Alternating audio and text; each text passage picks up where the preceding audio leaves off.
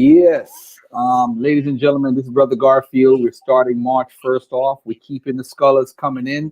And today we have Mr. David Fitzgerald coming live to us from Northern California. California. I don't think Right. I don't think you have a Californian accent, though. You don't have that accent. How you doing today? I'm doing good. It's great to be here. All right, cool. All right, so let me just break down what our community is. You have Muslims, you have NOI, Nation of Islam, Farrakhan Muslims, you have regular Orthodox Muslims, you have Christians. Majority of Black America are Christians. Then you have the conscious community, which is an amalgamation of everybody. Some people run from their religious beliefs. They run to Egypt. And so all of a sudden, Egypt comes from Christianity, comes out of Egypt. So they copied Egypt, the Horus, ISIS craziness. And then you have people who follow West African culture because they feel that's their indigenous culture where they came from before they came over here and got colonized. So you have different factions, different people. But you also have people who think that the original ancient Israelites were Black and that they are descendants of them based off of Deuteronomy 28:68, which talk about the ships and other different reasons they feel it's for them. So you're speaking to an audience today that's from all walks of life. Some people hate Garfield and they like you, and because let me just be upfront. I do believe Jesus is historical. The reason why I do, I'm gonna tell you why. Because for 8 years I was using your information. I was using Earl Doherty, Richard Carrier, and I came to the conclusion that, you know what, at the core of this, somebody making up a story or adding on to it is different. I think, and this might sound crazy to you and a lot of people, I think the Gospels mess up the tradition. I think it's the Gospels. And the reason why I say let me just start by saying there's nothing crazy about the thought that there really was a Jesus. Nothing implausible about that. When I was raised Southern Baptist, super Christian.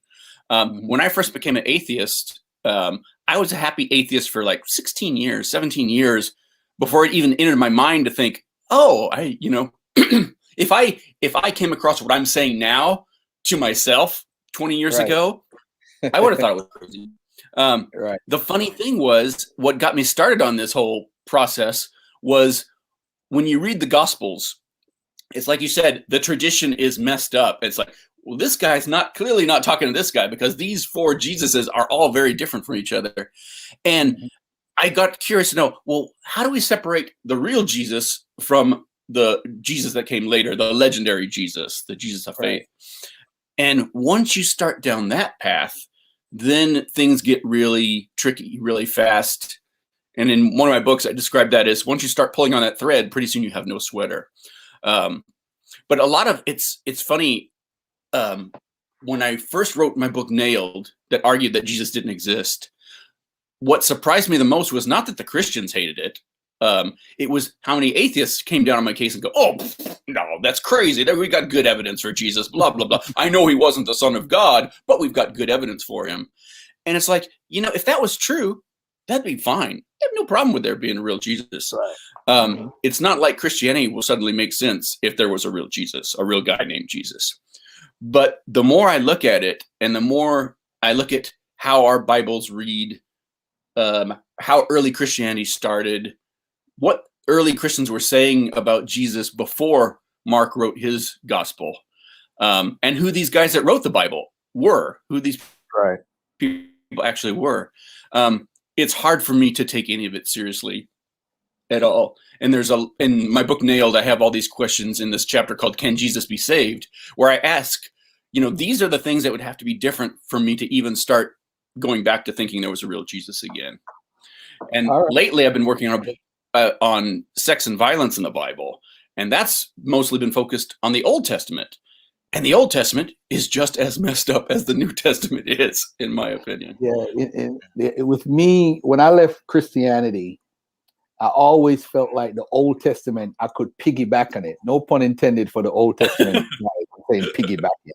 But it's like, I thought I never wanted to investigate the Old Testament. I was scared. I Of course, I'm a believer in this. I'm a believer in this Yahweh God. I'm believer. That's my God right there.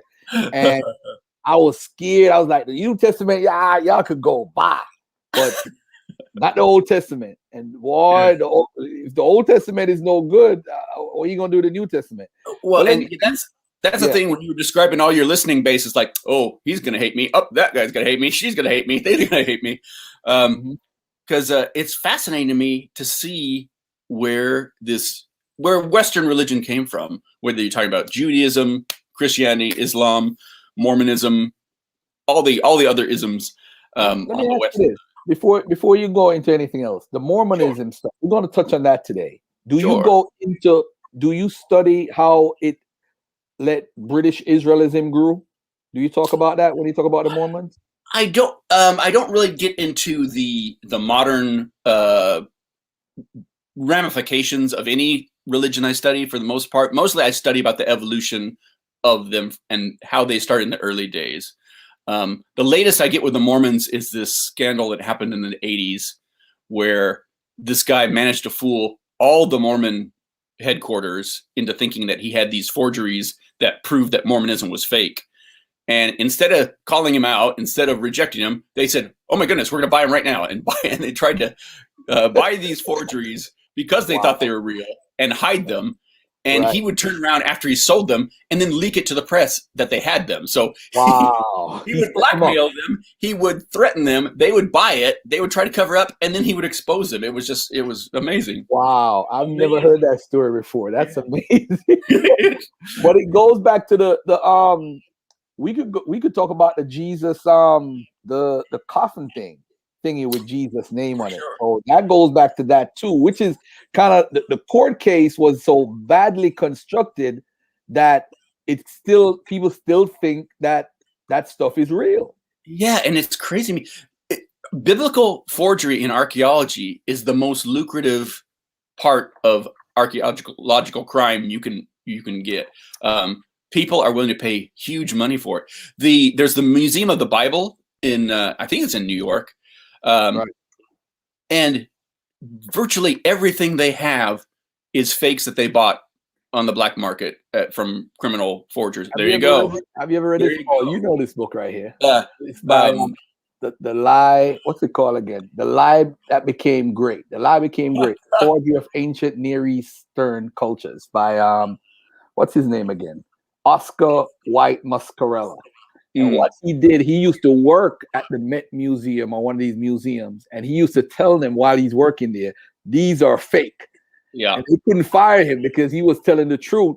And he lays out in this book all the Sumerian and all the ancient Near East artifacts that people find that actually was fake. So it's so ironic. I have the book right here that you was talking about fake stuff. But this book lays out the whole thing with these fake artifacts. And he's not the only one making those arguments either. It's like it's a big open secret in archaeology that the Israeli Antiquities Office has to really fight with this stuff all the time because it's just so easy to do. Right. What in the New Testament do you find to be accurate? That's a great question. My short answer is not a lot. My long answer is about half the letters of Paul were actually written by Paul, but they've been tampered with. They're probably all mashups of several letters. Every single book we have in the New Testament that's supposedly from Paul. Right. Even his genuine writings are probably mashups of other letters, and they've been tweaked from. And half of them are not even written by him.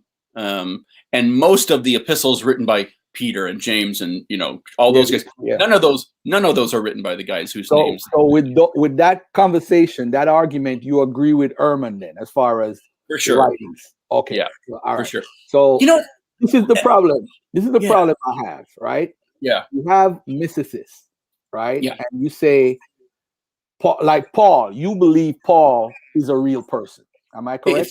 It's funny about Paul. I do believe there was a Paul, but the Paul we all know and love the most, he didn't exist because everything we like about Paul comes from Luke, who was lying about Paul. And everything Luke says about Paul, whenever there's a matchup overlap between what Paul's talking about, Paul says something and so forth. Right. Yeah. Let me ask you this. If Luke, all right, say for example, Luke is talking about his conversations with Paul, like he talks about going on a ship with Paul, and the disciples were there and so forth, right? And there's only a few passages where Luke, the guy we call Luke, is talking in the first person, and those are called the we passages. We came to this boat, we went over here, very small chunk, and they think that's another chunk that just got added into the letter, because most of Acts and Luke isn't in first person.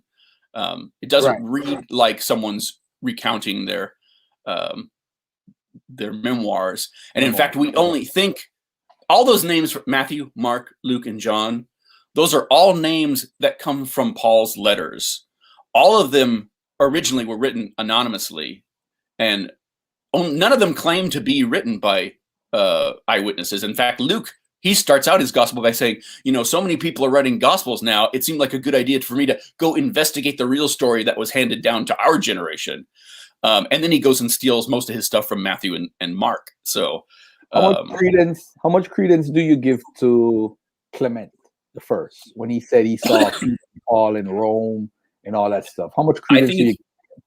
I think it's very interesting. He's our earliest historical corroboration for Paul's dying, and he doesn't say Paul died in Rome. He says Paul died in Spain. So that whole legend of Paul, coming to Rome and getting killed by Nero for his faith. Yeah, he probably was murdered, but he was murdered in Spain on one of his missionary journeys. And according to Clement, Paul, you think that Paul is real, but you don't think the writings is from. Right. It's kind of like King David in the Old Testament. Yes, I think there was a real King David, but the King David of reality is so much different from the King David in the Bible, in those books. It's interesting you brought that up. I'm going to follow up with an Old Testament question. I don't know how big you are in the Old Testament, but I'm huge in the Old Testament. A lot of people read the Tel Dan Stella and say, oh, David exists. But they don't understand that the Israelites was just a vassal kingdom for years and years until the 2nd century BC, where a lot of the changing of the writings took place when they actually were in charge. Exactly. I don't know if you know who Russell Gurmerkin is, but he's a scholar. I had him on last week. Perfect. Within you're way ahead of me. Yeah. And he was talking about the Tel Dan inscription a little while ago and saying that there were tool slippage signs that it may not even be saying David. This one thing that everybody hangs all their hopes on about the house of David may not even be talking about King David. I'm going to talk to him about it one day. Sure. Interesting. Yeah. That man has really blown my mind over the last year, since last May. That book I've been working on Sex and Violence in the Bible, he really upturned everything. Once I discovered him, it's funny because it was electric for me, because I was listening to his an interview, because Derek, our friend Derek Lambert from Myth Vision podcast, you've got to listen to Russell Gurmerkin. And he started talking about Old Testament, problems with the Old Testament. And while he was talking, I was thinking, oh, well, if what's he saying true, then there's this thing called the Elephantine Papyri that's really bugged me for a long time. It's this colony of Jews in Egypt who in the 5th century BC don't seem to know about Moses, worship 3 different gods in their temple, all these things that we never would think of as Jews. And no sooner than I think that, then he started talking about the elephant diary. I'm like, whoa, you got my... Because he was the first person to explain that is a huge sign that our Old Testament books weren't written until after that. And he can actually pin down that they were probably written in Alexandria, Egypt, around the year 277 or 276. And when he said that blew my mind. Just blew my mind. That just changed everything for me. Yeah, let's go back to David for a second. Sure. The point that we both were making is that David in the biblical text is probably like a souped up type of character. Meaning that we're not saying that David did not exist. And this is tricky for people who believe in the Bible. Yeah. Because when you said David exists, you said, okay, but the Bible says he exists. So there you go.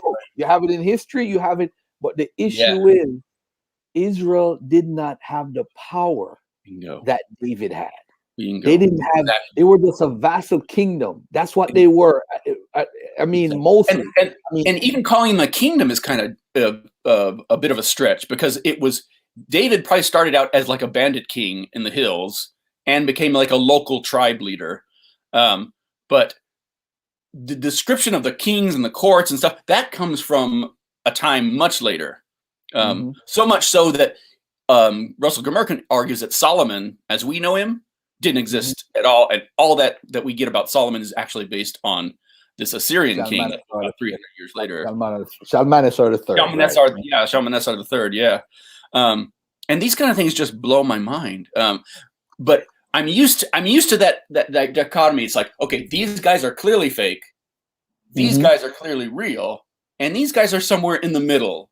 Like Peter, Paul, like David.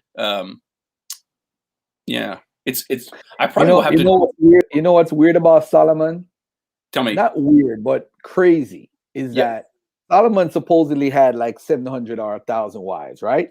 Yeah. And he had all these concubines. Now, no offense to women.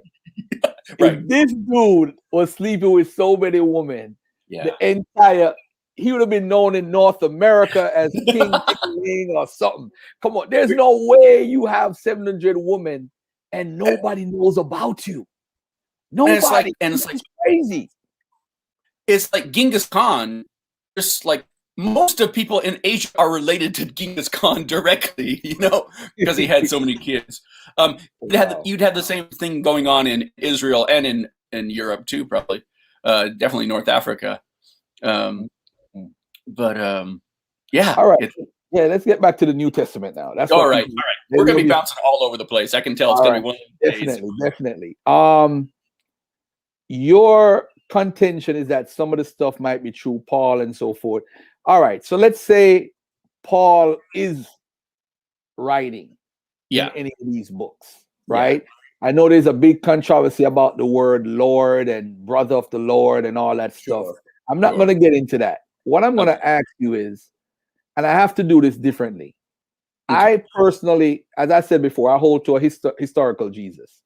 My whole thing when Bart Ehrman was on, I asked him, I said, maybe I need to bring you back so you could do a decade by decade breakdown.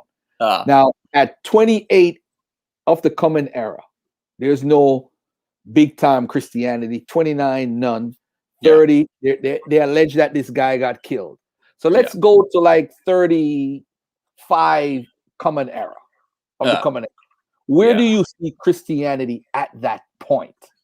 Gotcha. Another good question. It seems like, for me, the big date in Christianity is before and after Mark wrote his gospel. Guy that we call Mark wrote his gospel, and that is after the Jewish war with Rome in the 70s.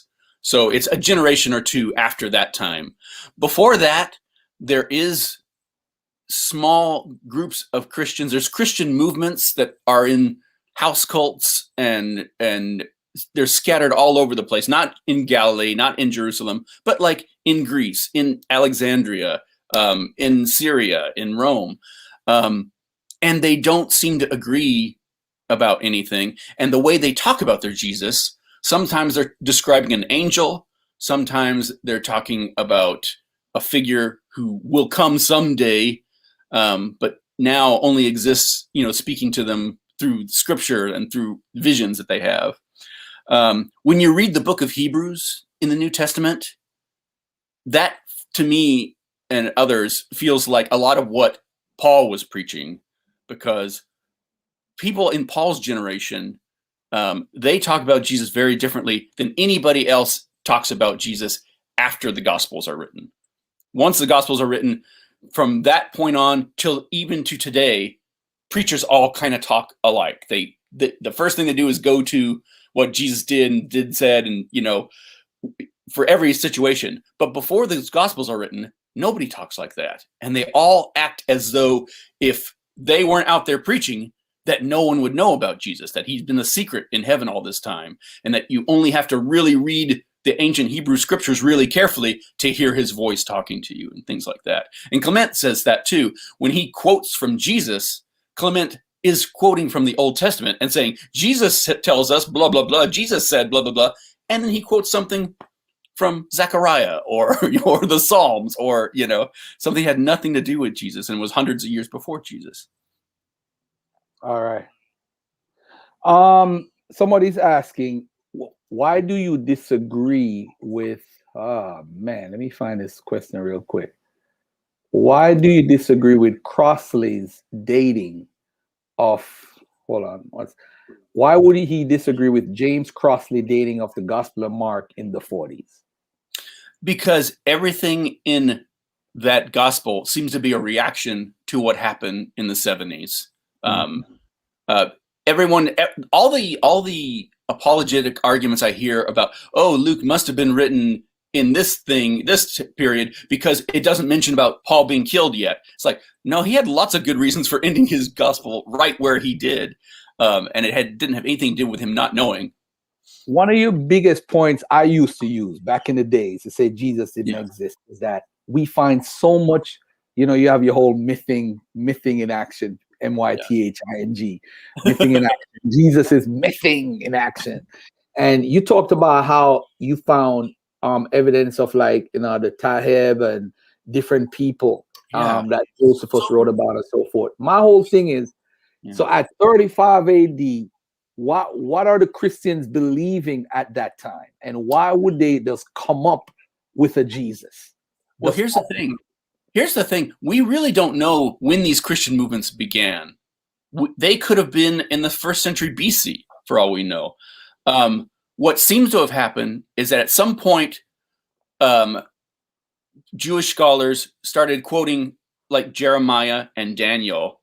And the funny thing about those two prophetic books is all their prophecies are wrong. They completely keep getting it wrong. And so Daniel is a rewrite trying to explain why Jeremiah's prophecy failed.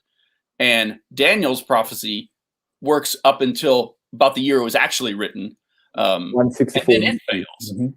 And so they kept rebooting it and saying, instead of a year, they meant a week of years. They meant 7 years. And they did all this math. And at some point, it pointed to some date in the 30s. And so it made sense that this particular group, because at that time there were like 18 different groups of Jews that we know of, at least. And one group or two or three were talking about a Messiah that would come, a different kind of Messiah, a new kind of Messiah, a suffering Messiah. And it was all kind of retroactively put into place. So people around Paul's generation were preaching about this God, this Jesus, a savior who was in heaven. And it's funny that we get that in Judaism, God suddenly gets a son around the same time that all these other savior gods were being created in the Hellenistic time, during the Greek times, where they would take like Isis, they'd take Mithras, they take all these old pagan gods and they'd reboot them as what they called a personal savior god, this dying and rising god, that he didn't live on Mount Olympus, he didn't live under the sea, he lived in your heart. And he walked with you and talked with you. And when you were born into his cult with a baptism or a Lord's Supper, he became part of you, he or she. It's very funny to read like ancient Romans talking about Isis the same way we talk about Jesus. Yeah. How I'm trying to look at it this way. We have Clement talking about Paul and Peter, whatever. We have Ignatius. We have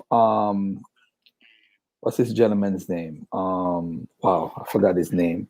He's early on, not Hippolytus, but this guy was in correspondence with Irenaeus, right? And he talked about how he spoke to the daughters of Philip, who was one of the disciples. Papias, maybe? Papias, right. Papias, yeah. Papias. There's lots of different 2nd century figures that claim to, Well, it's interesting. You have later Christians saying, well, this Christian in the 2nd century said this. And when you read what they actually said, it doesn't quite say what these guys said they said.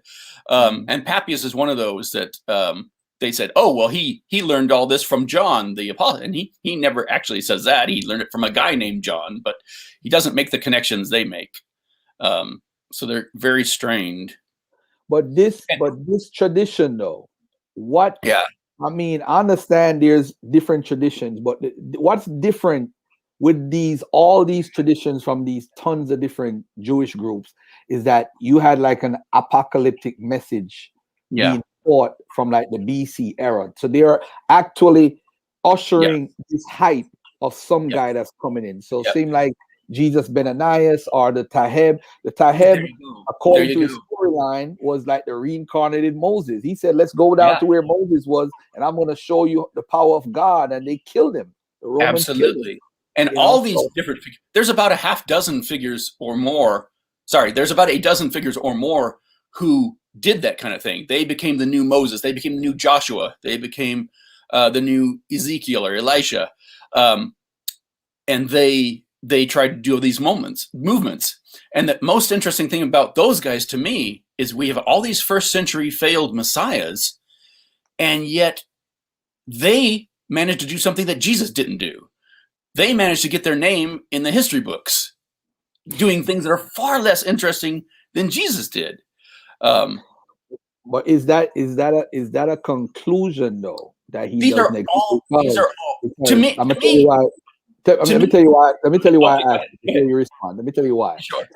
Because if you were living 2,000 years ago and you said that, hey, people think that you're the Messiah, and you got a bunch of people want to be the Messiah, and you start going around walking, talking, quoting the Old Testament, people started following you. Yeah. It depends on your PR, a modern day PR. Think about it. Yeah. Because if Josephus didn't write about the Taheb, we wouldn't be talking about it right now. Right. Right.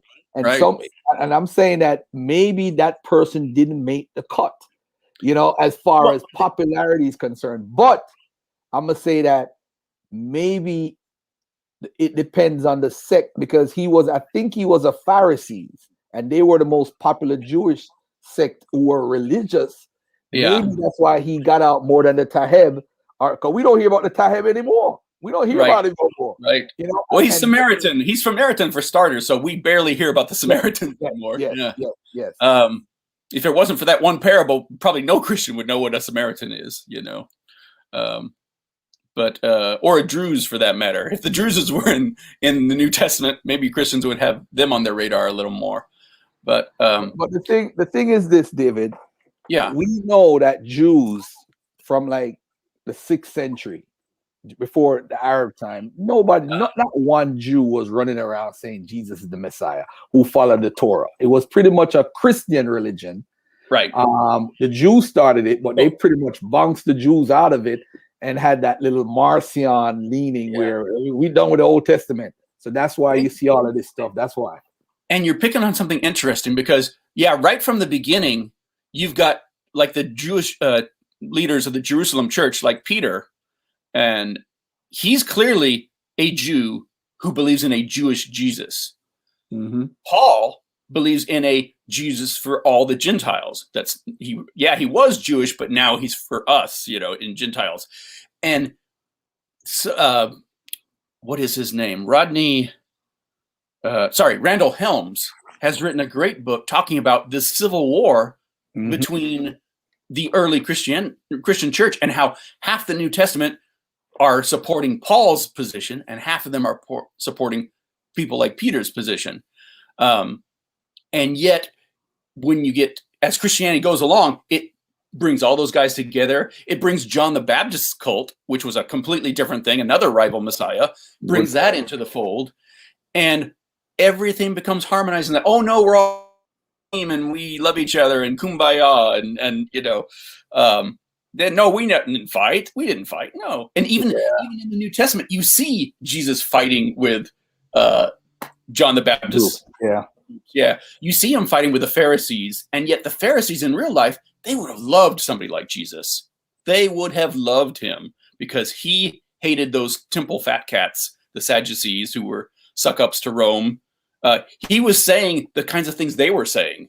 There's that one Bible verse that says, oh, he doesn't teach like the scribes and the Pharisees do. No, he teaches exactly like the scribes and the Pharisees do. Sometimes he's using their teachings and they're putting it in the words of Jesus. Mm-hmm. Yeah. Wow. Well, what did it for me with Jesus being a Messiah is the fact that you had the Kittens War, where, and for those who don't know this, there was a large amount of Jews outside of Jerusalem than actually living in Jerusalem. And what happened is when the 70 AD war was around, the people in Mesopotamia didn't want to partake in that war. They didn't partake. So the Kittens War, they had their own Messiah, Lucas, Andreas, or whatever his name is. And then by 135, you had another war. You had a guy who they felt was Bar Kokhba. So when I asked Bart Ehrman about that, I said to him, it's obviously early. The Jewish community never really thought Jesus was the Messiah because you're looking for a militant leader, right, to defeat the Roman, because all of this is all inspiration, David. They use the Old Testament for inspiration. They took it to heart like it's true. Some Messiah is supposed to come. He says, those who are here with me will not die before the kingdom comes, which it never comes. Right. So, you know, I mean, it's obvious to me anyway. Even if he's a real person, he didn't cut it. He didn't make it. And I'll say it again.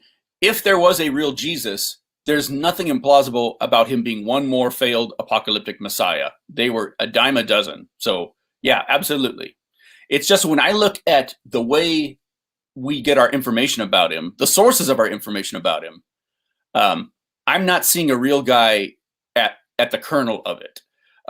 In fact, Robert Price has a great quote when he talks about everything that we know about Jesus. It comes from writings that are talking about somebody who didn't exist.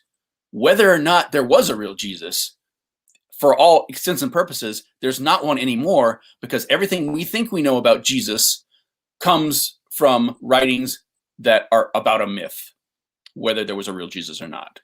Right. Yeah, I think the mythical elements is all over. There's no debate there. And whether there's a real Jesus at the bottom of that, all that myth or not, it's kind of a moot point. And there's scholars out there who like Kurt Knoll, who argue everything we see in early Christianity, we can account for whether there was a real Jesus or not, whether there's any founder figure or not, because things we're seeing, there was no single guy who had an effect on it. It was all other people and other movements that kind of took off. All right. All right. Let's you know what? Actually, before we get too far, this reminds me of something really important too, because I don't want to just piss off the Christians. The thing that surprised me the most when I started saying that Jesus didn't exist was one of the things that surprised me most was how many Buddhists came up to me and said, "Yeah, we're having the same debates in our circles on whether Buddha existed or not." And then ex-Muslims would come up to me and say, "Yeah, we're having the same arguments on whether Muhammad existed or not." Ooh, and that blew my mind. And I said, "Oh no, that's crazy. He was in the 7th century. You know all about him." And he says, and they go, "Well, yeah, but no."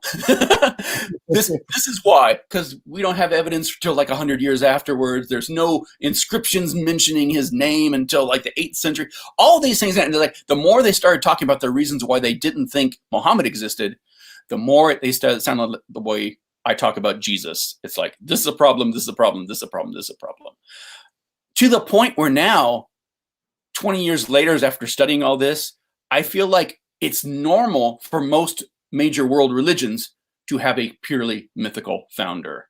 Whether you're talking about Confucius, whether you're talking about Lao Tzu, Buddha, Muhammad, Jesus, Moses, the prophet Mormon and the angel Moroni, all those guys seem to be mythical, all the way down to Zoroaster and Adam, and Abraham. What do you mentioned Abraham? What do you think about Abraham as a figure? You obviously don't believe he's real, right? Where do you see him reflecting on the ancient Near East, Southern European mythological stories? Where would you see Abraham fitting in? That's an interesting question, because he definitely ties in. He's meant to tie in Mesopotamia with this people who were stuck between Egypt on the one hand and the Babylonians on the other. And they were like Poland in Europe. They're like this football that gets kicked back and forth between these two bigger empires. Right. And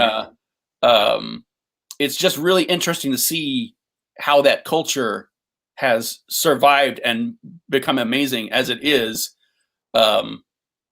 When it was always the little brother. It was always the guy getting beat up, and things just kept going wrong, and they would just keep reinterpreting.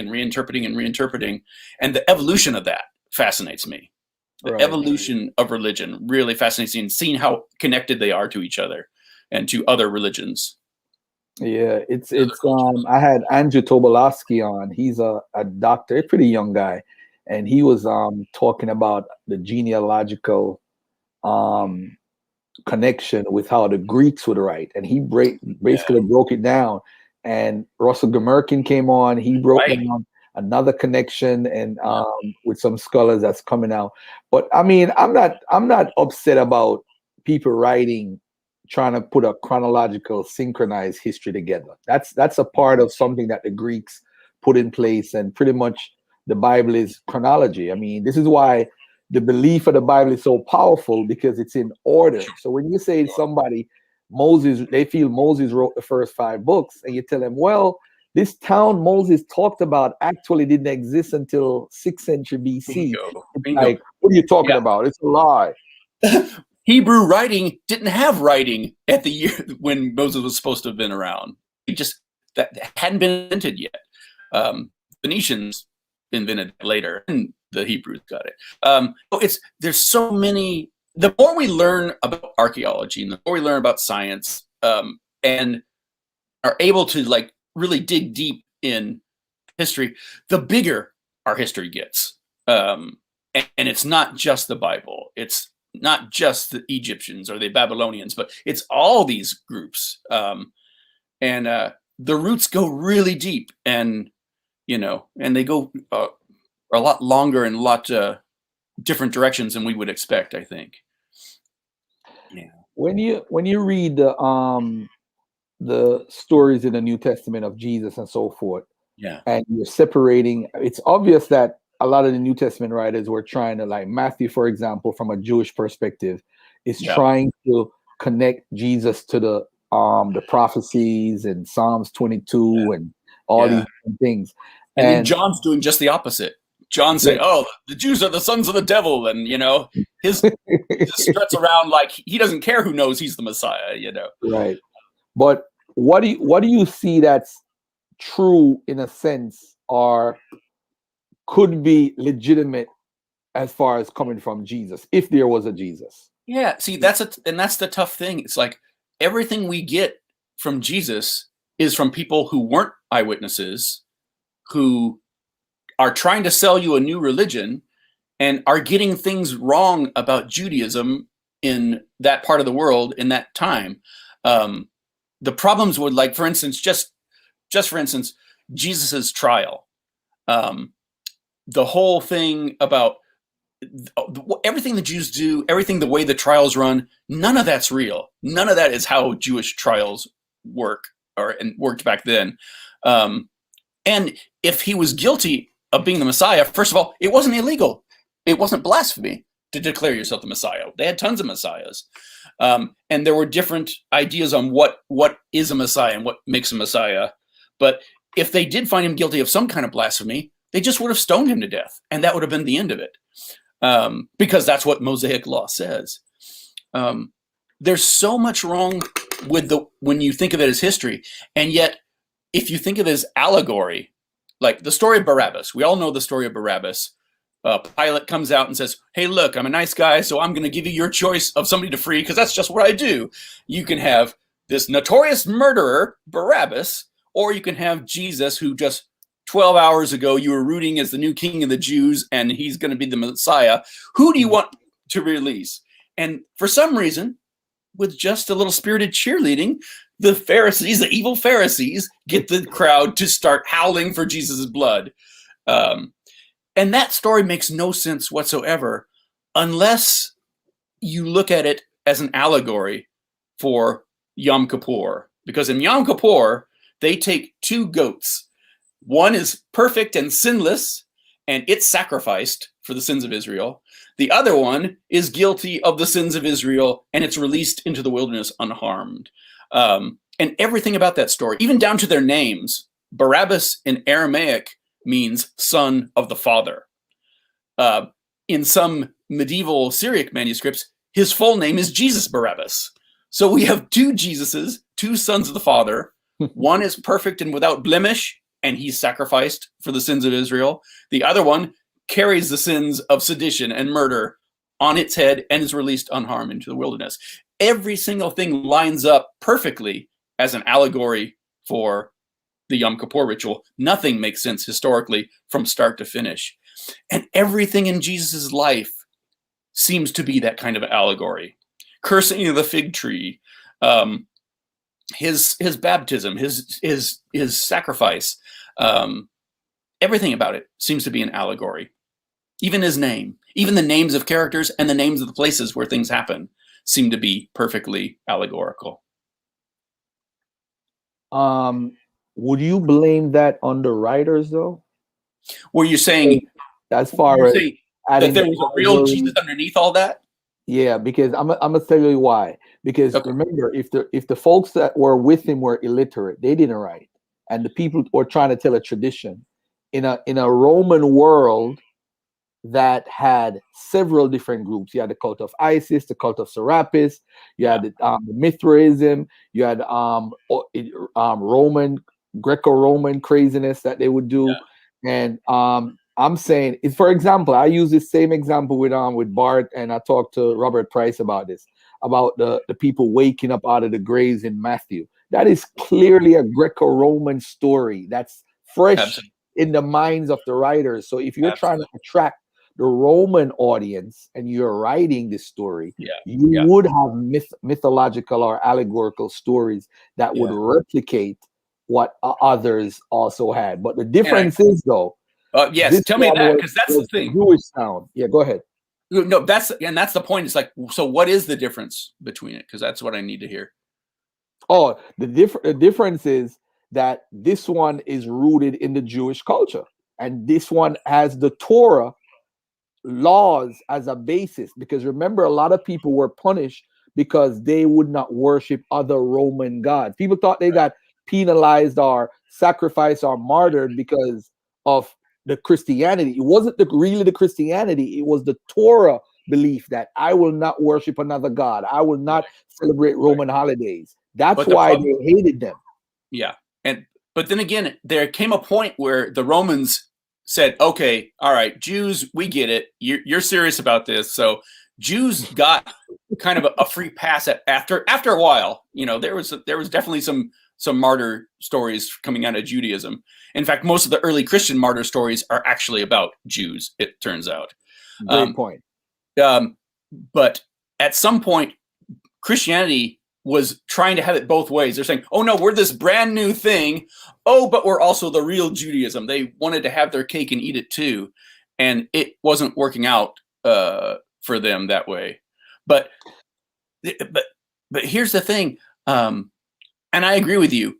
Everything in Christianity that we see is coming out of Judaism.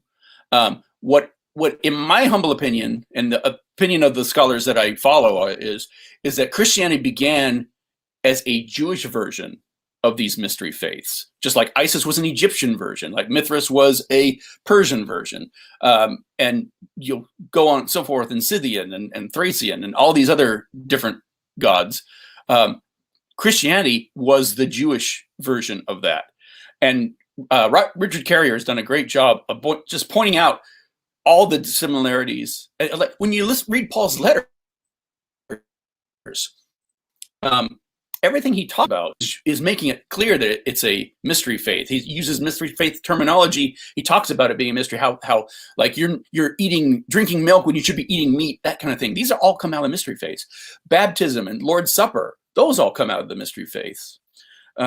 There's a great chapter in Mark, right in the very beginning of Mark's gospel. Mark 4:11, where Jesus says something, and it just blows my mind that it's still in our Bibles. He says something I'll paraphrase, I'm telling you these things in parables so that you'll understand when I explain it to you in secret later. But I want to do it that way because otherwise people who aren't in our little secret club, otherwise they would hear it and turn from their sins. That blows my mind because as a Southern Baptist, like, well, wait, that's why you're here, right? And he's saying in this verse, oh no, only the guys who are in the club are going to know what's really happening here. And the fact that that's still in our Bibles is just a hint and a half that we're talking about a mystery faith. I got a question from Black Lion Supreme. David, can you show evidence of one church from the time of Paul that received a letter from him? That's a good question, because the problem with everything we have as far as physical evidence, for the first 150 years to 200 years of Christianity, we don't have nothing. We don't even have the little fragments that we get in the later part of the 2nd century. For the longest time, in fact, in my book Nailed, I talk about the oldest fragment of the New Testament. It's about the size of a credit card. It's called P52, and it's some verses from the Gospel of John. The only problem is, and that's the oldest, and it's dated from circa 125 to 175. And so when a historian says that, they're thinking it could be anywhere in that range, probably somewhere in the middle. Christians always tell me, oh, P52 is from the year 125 or earlier. It's like, no. That's not true at all. And it turns out that it's even younger than that, because the 125 and 175, the archaeologists who did the actual work on the papyri, they never said it was that young. That was something somebody else said later. They were saying, no, this is late 2nd century or early 3rd century. So for the whole 1st century, we have nothing. For most of the 2nd century, we have almost nothing. Towards the end of the 2nd century, we start getting little fragments found. We have records of people like Irenaeus talking about church fathers talking about the Gospels of Mark and Matthew, but they're describing Gospels that aren't our Gospel of Matthew and Mark. And it's not until like 175, 180, I think, when Irenaeus says, oh yeah, there's only 4 Gospels, and it's Matthew, Mark, Luke, and John, and all the rest are all bullshit. And we don't get those complete books until the 3rd century, when we get our first complete New Testaments. That's when we actually have full books of these New Testament books. So anyway, that's a very long-winded way to answer their question. And the question is, we don't have anything from the 1st century or most of the 2nd century. So we don't know if Paul really wrote those letters. We don't know what Paul wrote in his real letters. We don't know what any Christian was writing really originally. We only know what got handed down to us after being edited, being added to, taken from. All right, but David, let me ask a serious question now. Sure. So, in all fairness, if we apply this to every human being that ever lived, that we've ever heard of, wouldn't this make a lot of people who we believe exist no longer exist? If we use the same criteria that we use for Jesus, I think it's only fair to say that I think one of the problems I have is that we will accept anything normally, but when it comes to Jesus, there's like a natural bias inside of us. Like, David, come on, David, it's a great question. And you know what? In fact, though, the opposite is true. The opposite is true. For any historical claim, for any historical person, everything we accept provisionally based on how much evidence we have backing it up. So like you hear ridiculous comparisons from Christians saying, oh, we have better evidence for Jesus than we do of fill in the blank, blah, Alexander the Great, Julius Caesar, blah, blah, blah. And it's like, yeah, nothing could be further from the truth. Because in all the cases where we have confidence in something historical happening or in a historical person he said or did, he or she, it's based on things like physical evidence, like multiple sources, the reliability of those sources, the historical the brute force of history. For instance, if Julius Caesar hadn't crossed the Rubicon, Roman history would not have gone the way it did. It wasn't just we believe he crossed the Rubicon. No, he actually physically had to do it. But everything we see for Jesus, it's very dicey. It's like, well, these are not eyewitnesses. There's no corroborating evidence. What you know about history contradicts it. It's oh no, that's not the way things worked back then. Our very four official biographies contradict each other. You could barely find somebody in worse condition historically than Jesus, and that's true whether there was a real Jesus or not. So I love when people act like, oh, well, if you're going to be so mean and pick on Jesus, you'll have to throw out everybody. It's like, no, the opposite is true. In fact, Christian biblical historians, and Bart Ehrman can tell you all about this, they get in hot water because they keep making up rules that only apply to Jesus and Christianity. And like no one outside of biblical studies would ever even try to get away with it, let alone, claim it as proof.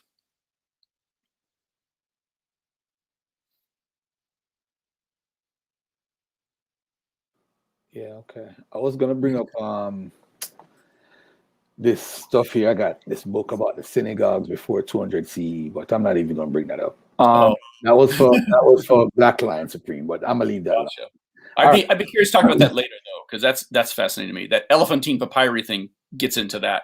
All right. What about? All right. So Josephus mentions a Jesus that there's a big controversy about Jesus and not the forged part, about the part about his brother. And I think Gary, you mentioned that it has to do with Jesus ben Damneus. Yes, and honestly, I want to look at it. Hold on. Let's do because the thing that drives me. Oh, well, let's look at it. Yeah, let me see if I could find the Josephus primary and look exactly what it says. I'm gonna try to find it right now on Perseus.com. So it's Josephus. I'll just say that I get why people get hooked on the forged part, the testimonium. I get why Christians are saying, "Oh no, it's got to be true," because they're desperate for it. But honestly, even Christians, I can't believe they're still taking the Jesus son of Damneus one seriously. Because if that is supposed to be about Jesus, the brother of the Lord, it makes no damn sense. Nothing in it makes sense. And if you just read it, it tells you who it's about. So I hope we're not going to read the whole thing, because that is long. Yeah, that's kind of long. Josephus reference to James, the brother of Jesus. Well, we're not going to go through the whole thing. But in a nutshell, because it's important to talk about that because people do take it seriously, whether it should be taken seriously or not. It's talking about a figure in hold on one second. Let me read the small part. Festus was now dead, and Albinus was but upon the road. So he assembled the Sanhedrin of judges and brought before them the brother of Jesus, who was called Christ, whose name was James, and some others. And when he had formed an accusation against them as breakers of the law, he delivered them to be stoned. But as for those who seemed the most equitable of the citizens, and such as were the most uneasy of the breach of the laws, they disliked what was done.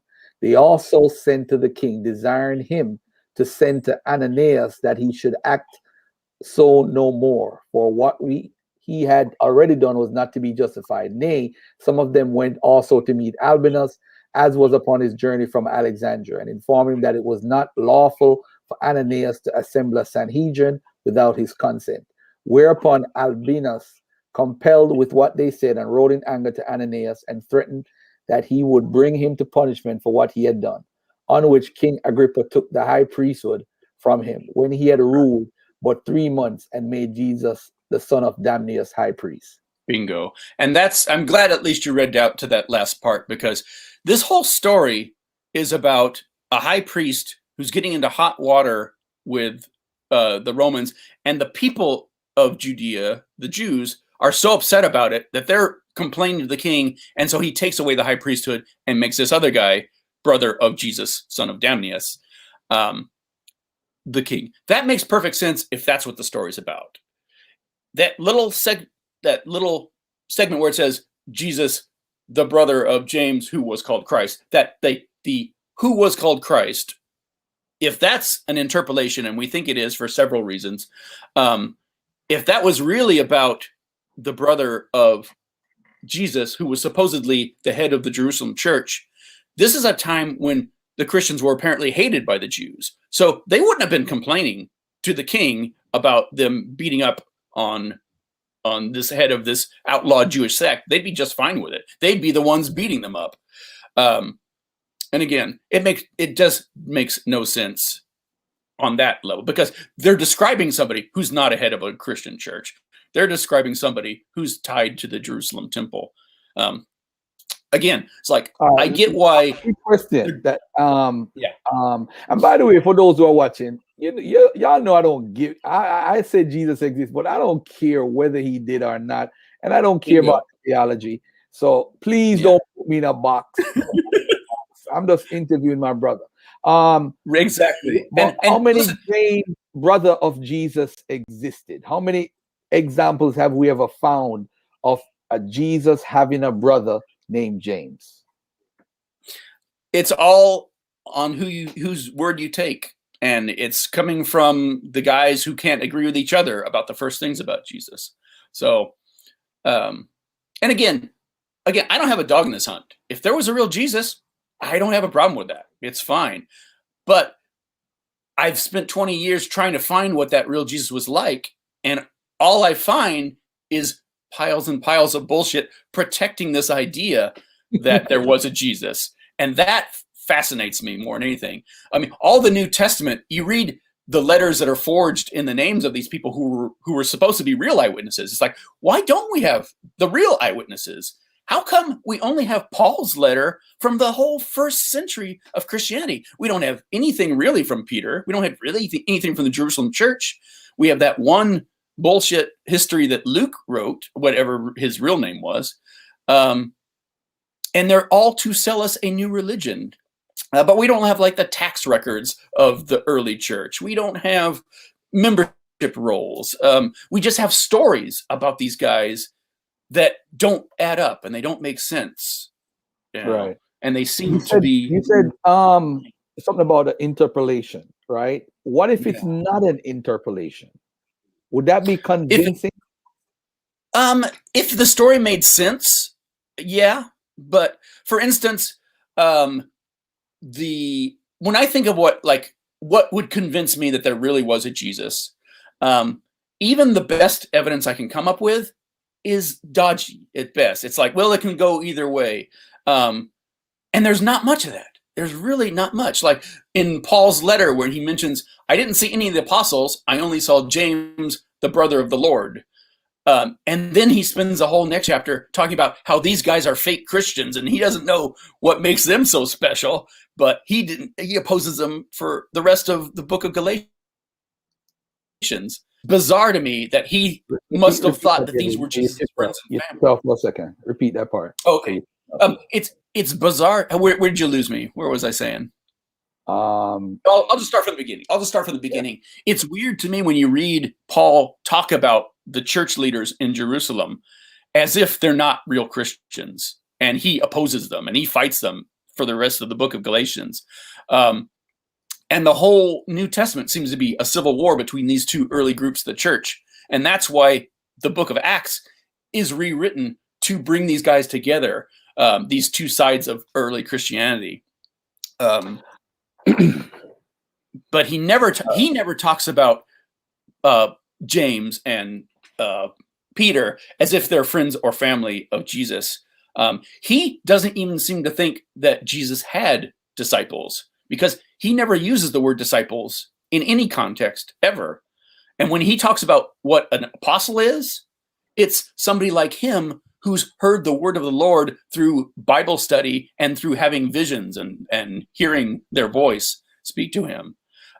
He gives a whole list of who's who in the church. And it's like, there's the people who do miracles. There's the deacons. There's this, and friends and family of Jesus don't even make the cut. He doesn't even mention them. And you'd think that would be the first thing. And yet, as soon as their story is done in the Gospels, they disappear from Acts. And they don't appear again until hundreds of years later when Christians start saying, oh, this church was founded by St. Mark. Oh, this is a miracle relic of, this saint or that saint. Everything gets forgotten and then it gets reinvented hundreds of years later.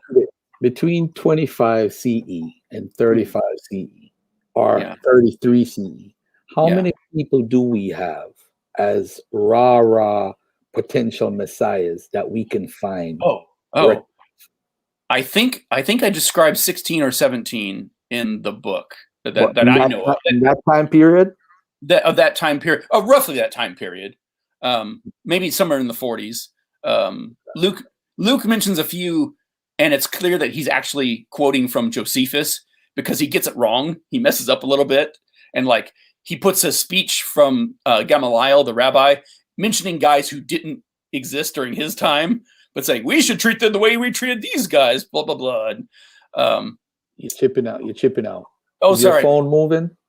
No, I'll try to. Man, we just lost David for a second. Oh, no. Let me know when I'm back. I apologize for the bandwidth issues. Tell me when I'm back. All right, no problem. Okay. Can you hear me now?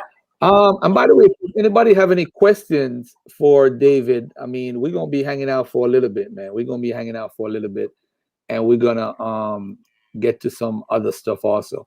All right, so let me get to something about the so the whole interpolation thing is that he's the brother of Jesus. And here's the thing. That is an off the wall conversation about Jesus.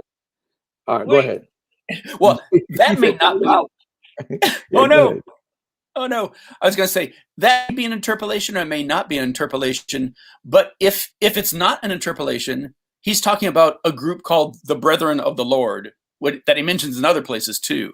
So it feels like it's a title of a person, not Jesus's brother. Because he doesn't say Jesus' brother. He says the brother of the Lord, which is a weirdly kind of stilted way to say it if he's really thought he was Jesus' brother. And again, in just a few verses down the road, he's talking about these guys as if they're not even real Christians, and he doesn't know what makes them so special. So it's really weird to me to believe that he thought this guy was Jesus' brother, and then he badmouths him and all his pals about not being real Christians.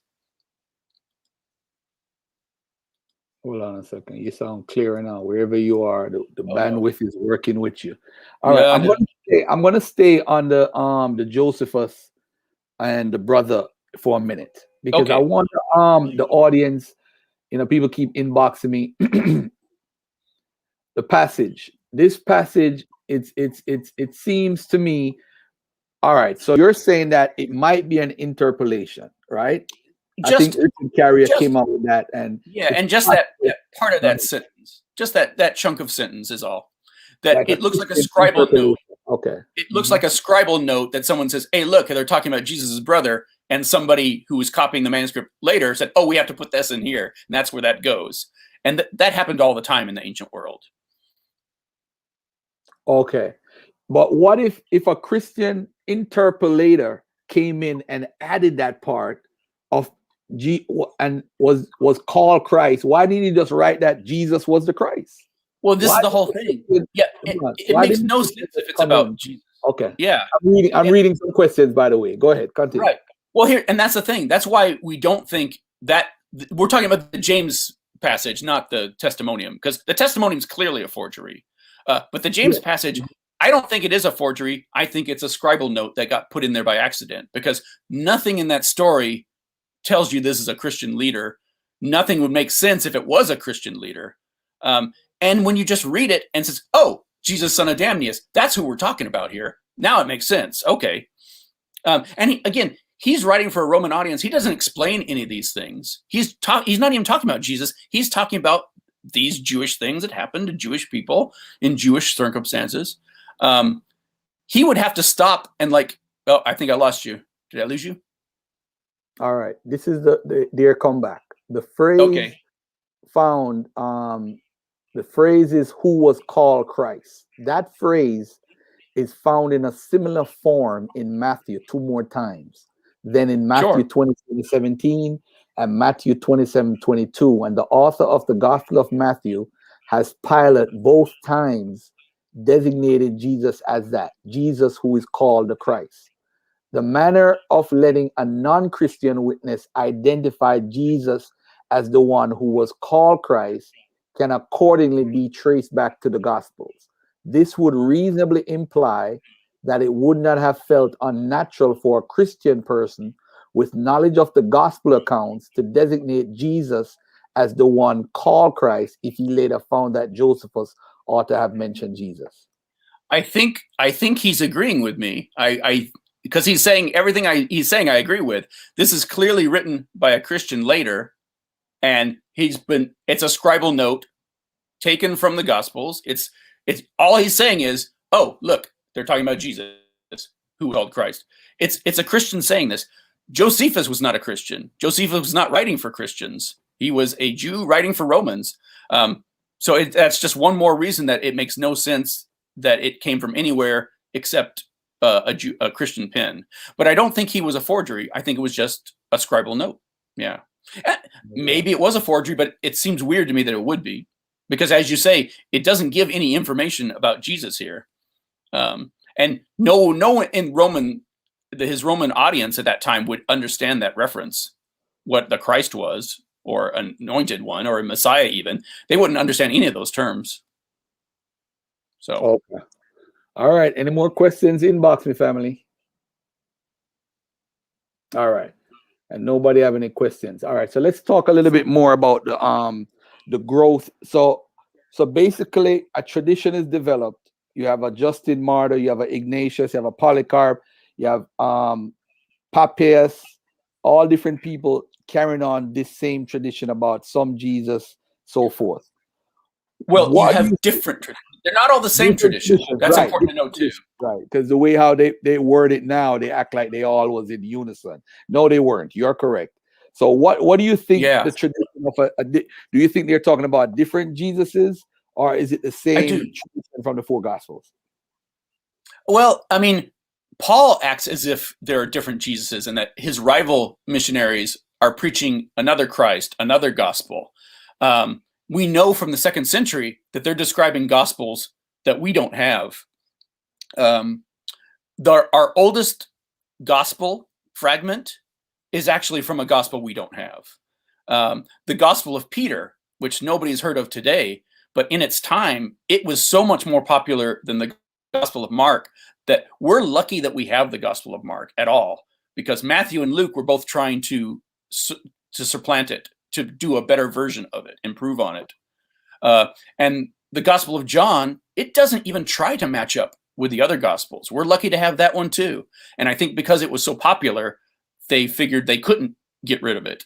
And that's why we have it, even though it tells completely different stories about Jesus and like inserts other characters into their stories about Jesus and changes them around. All right, let's switch to Mormonism, and then we're going to get back to Jesus in a minute. Because we can all agree. We can all agree Mormonism sucks. Yeah. I got some more questions about the damnia stuff, but we're gonna go to Mormonism, and then we're gonna come back. All right. Yeah, go ahead. And what is it about more? Why did you decide to start researching Mormonism?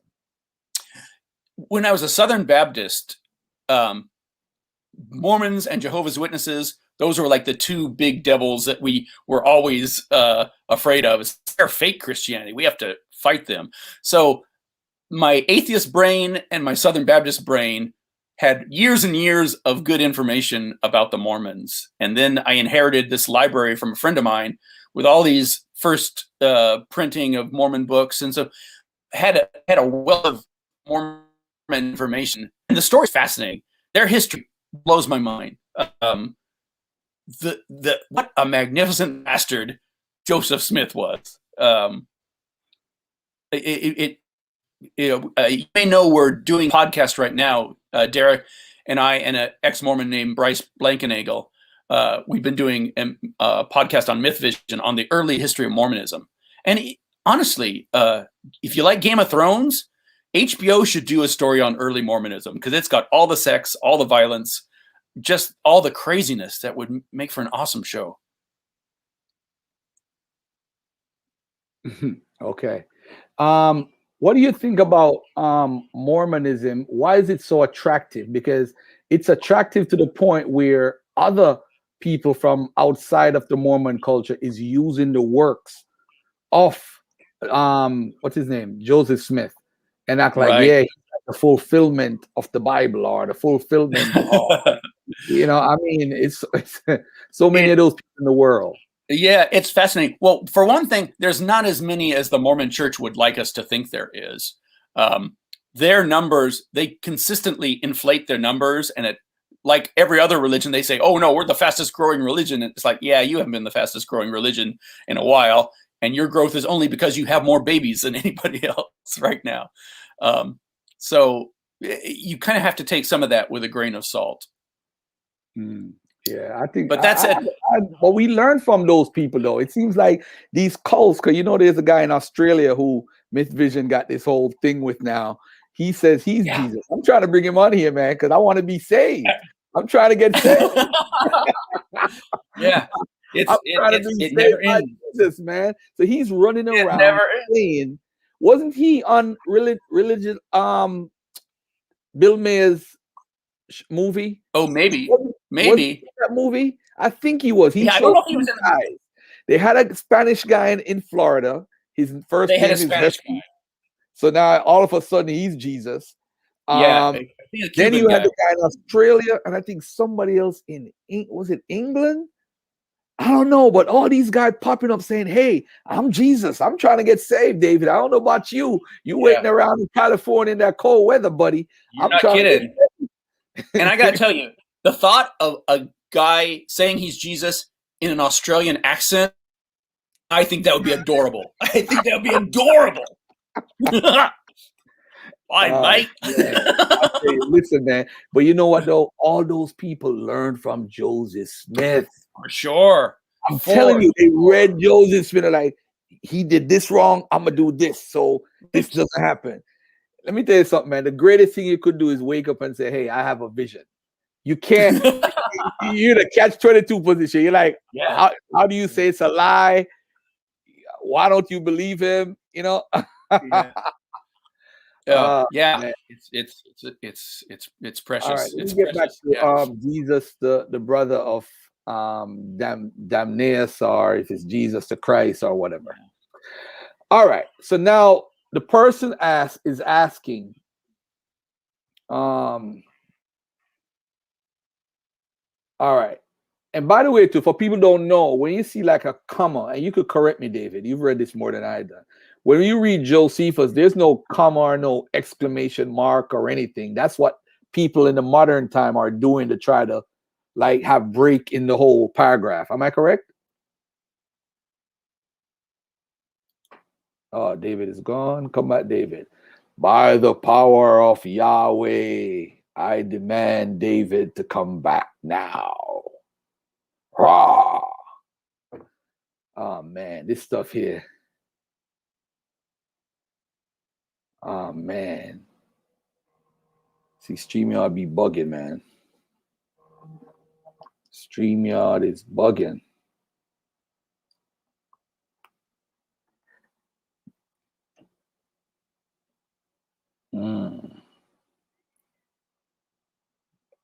All right, I'm gonna wait for David to come back in. What time is it? 1:22. Oh man. All right, let me see if you could jump back on real quickly. How y'all doing, by the way, man? Y'all enjoying this, man? I actually set up the Zoom for him, but I had time today, but I just said I'd rather do that. And by the way, for everybody who's watching this Wednesday, and this is for people like Yashub, Anonymous Hebrew, Tazaria, Daniela. The only reason why I bring these scholars on is to ask the questions that you guys could see that we're not just regurgitating. We're actually at a standard of academia. That's one of the reasons why I like to bring these scholars on. Jonathan Short is used by your guy, Yashub. This is to Daniel I'm talking to now, because I know you're watching. Yashub uses him. The guy comes on and speaks for himself and contradicts everything that Yeshua been saying. Contradicting him. So I'm asking everybody, Yashub, I'm a inbox James Cassell, because we got phone numbers. If Yashub got a question he wants me to ask, James Cassell is there. He's the intermediary between us. Ask a question.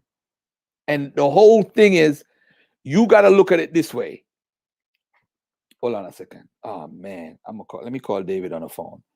And what I'm gonna do is, family, I'm gonna probably just do Zoom. Hold on, let me hit him up right now. Come on, where's David at?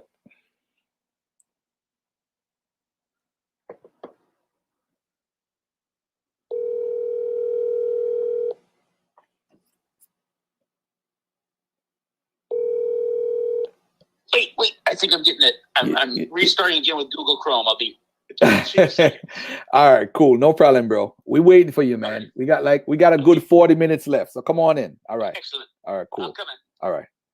Yeah, this is not the Scholars 20 for 20. I mean, I have Dr. Mayat coming on the Sunday, I think the 16th. I got Sunday the 21st. I got Naya Amar from the Amira squad coming on the 16th. I'm trying to get Gina Page from African Ancestry. I'm trying to get this is Women History Month. And by the way, if you're a woman and you have debt collectors on your TransUnion report, Garfield is willing to delete all your collections for free, only for women. So none of you dudes email me and pretend to be a woman. Don't do it. This is only for the woman. We're going to give the mothers of civilization the just due that they deserve.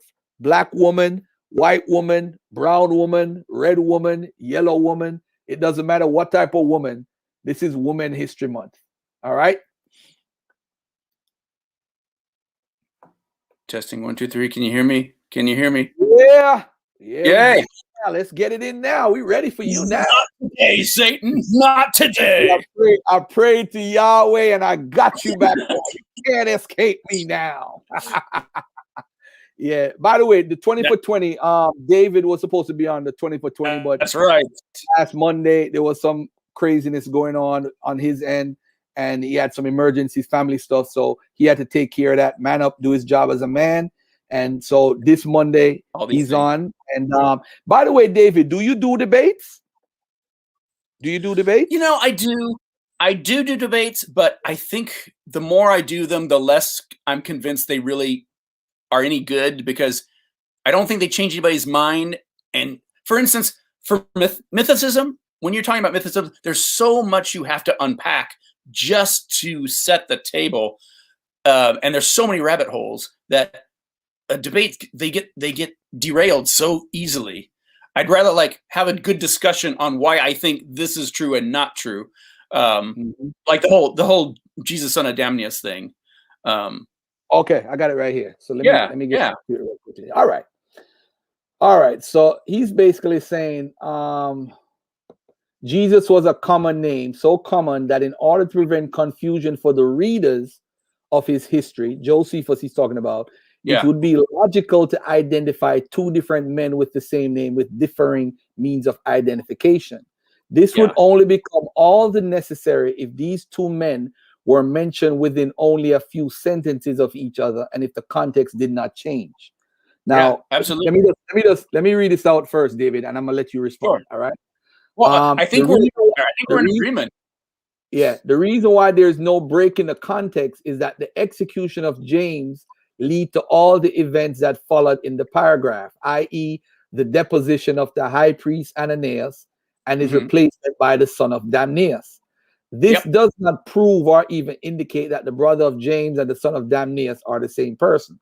Also, even though, let me see, Josephus does not say point blank that Jesus and James were not Damnius sons. Josephus' own writing style dictates that they be positively identified as such. Usually, what? Hold on, let me finish. Hold on. Usually, when Josephus first introduced a historical person, he gave him the proper introduction the first time that he's mentioned by naming the person's father or known relative, hometown, or their office. Is that correct? Yeah. Okay. Yeah. Okay. Here are some examples of Josephus' first time introductions. Oh wait, let's not get into all that. Let's not get into that. No, I'm just saying, I'm not arguing that. That is true. This does not sound like something Josephus would write, because he would have to unpack all these ideas for his audience. Am I losing you again? Oh no, I'm here. All right. Let me just finish reading this part for the audience. All right. Okay. Here are some examples of Josephus' first time introduction. There was also Judas, the son of that Ezekias. There was also Simon, who had been a slave of Herod the king. Yes, there was one Judas, a Gulanite of a city whose name was Gamala. They intended to have Zacharias, the son of Baruch, one of the most eminent citizens, slain.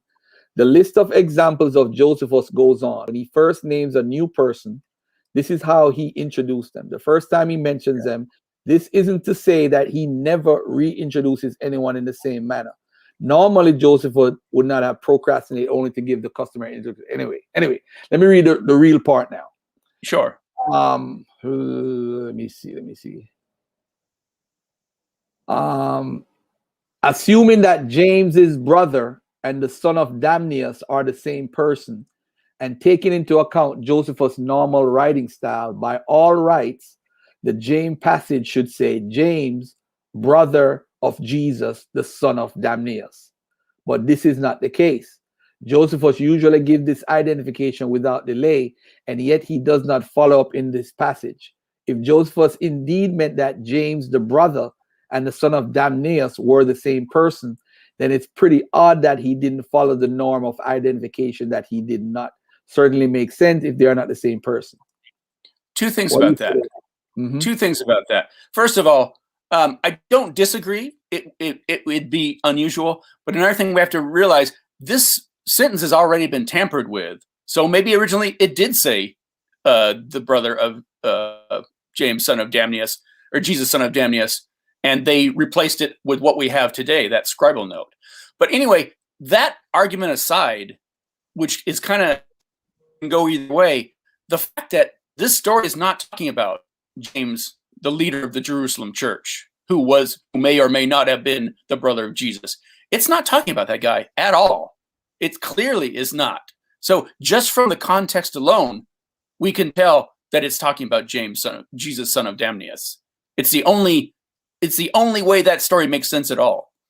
Nothing would make sense if they were trying to say that this guy involved in all this high priest business had anything to do with a leader of a heretical church in Jerusalem that was hated at the time.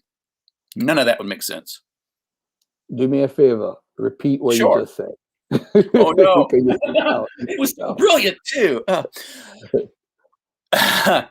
All arguments about whether that sentence says what it originally said or not aside, the fact that the context of the story that we're talking about, this is talking about politics and the high priest and the temple of Jerusalem and everyone in Jerusalem being outraged about it. None of that makes sense if it's not about Jesus, son of Damnius, the brother of that high priest. If it's about the leader, the brother of a heretical group in Jerusalem that was hated by everyone, that makes no sense whatsoever. Why would he be involved with the high priest at all? Why would he be involved with the politics? Why would the Jews who hated the Christians at that time get outraged that one of them was killed? It makes no sense. Makes no sense at all. All right. So now we got 150 people watching live. Nice. And let me ask y'all a question. Why is pinpointing an ancient character that's irrelevant? Because it's like, why are we even here talking? That's pretty much the question. Why is pinpointing an ancient character identification so important? Why are you here watching the interview with me and David? There you go. What are we going to talk about? You know what David Fitzgerald wrote. And what's funny about that is I've spent 20 years looking into the evidence, and at the end of the day, what does it matter? If it's only important if Jesus was important, and I'm not 100% sure he's important in the big scheme of things. Right. I grew up Mormon. Most of my family still is. Can you point me to some things to read? Yes. You know what, David, before you answer that, I would suggest you get counseling first. Because you see, what happened with this community on a serious note is we leave Christianity and we run right to Kemet. Oh, I'm Kemet now. I'm this, I'm that. I think it puts us in a position where you haven't recovered because it's something psychological. People might say it's a joke, but you were in religion for so many years. You need therapy. But whichever way you take it, counseling, I would also say get a hold of groups of other ex-Mormons, especially on Facebook. There's a lot of good groups there. They know what you've been through. They've been through it too. You can find some good support. I would also humbly recommend you read my book on the Mormons, because I think you'll find it really fascinating to see where that whole religion came from. And there's other books. There's a podcast, Naked Mormonism, by Bryce Blankenagel, who is just this encyclopedia of knowledge about Mormon history. I would check out all those things. Hey, after this show today, I'm gonna pick up my son, and then I'm coming back on live. And this is not for you, David. I mean, if you want to join us, that's your prerogative. You're welcome to come on any day, anytime. You have that right here, 24/7. Thank you, sir. Thank you, sir. We have over 10,000 subscribers, and I have not done a show to commemorate the 10,000 subscribers. And I want to do that after like around 2:30, like an hour from now, so that I could tell people thanks for joining and so forth. All right.